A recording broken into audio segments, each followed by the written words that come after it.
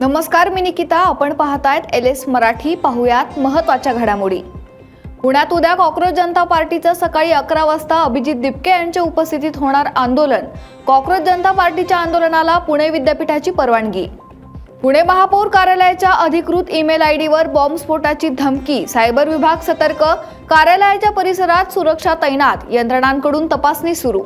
अमरावती विधान परिषद निवडणुकीत धक्कादायक घडामोडी. काँग्रेसचे हर्षजित देशमुख रुग्णालयात दाखल. महाविकास आघाडीच्या नेत्यांमध्ये चिंतेचं वातावरण. सांगलीमध्ये शक्तीपीठ महामार्गाच्या नागेवाडी ड्रोन सर्वेक्षणाच्या पार्श्वभूमीवर तणावाचं वातावरण.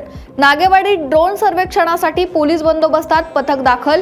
ड्रोन सर्वेक्षणाला शेतकऱ्यांचा तीव्र विरोध.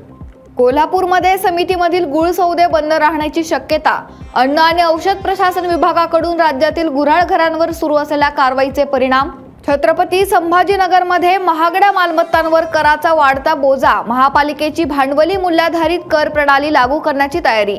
मालेगावात गावठी पिस्तूल आणि काडतूस बाळगणारे 4 अटक. गुन्हा करण्याच्या हेतूने पिस्तूल बाळगल्याचा पोलिसांचा संशय.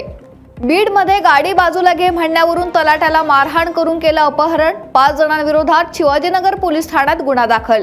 सिंधुदुर्गच्या जुन्या मुंबई गोवा महामार्गावर सावंतवाडी इंसुली घाटात भीषण अपघात. सुदैवाने अपघातात कोणतीही जीवितहानी नाही. परभणीत भरधाव कंटेनरची दोघांना धडक. 20 वर्षीय तरुणाचा मृत्यू झाला तर 1 जण गंभीर जखमी. पोलिसांकडून पुढील तपास सुरू. या होत्या महत्त्वाच्या घडामोडी. पाहत रहा LS मराठी.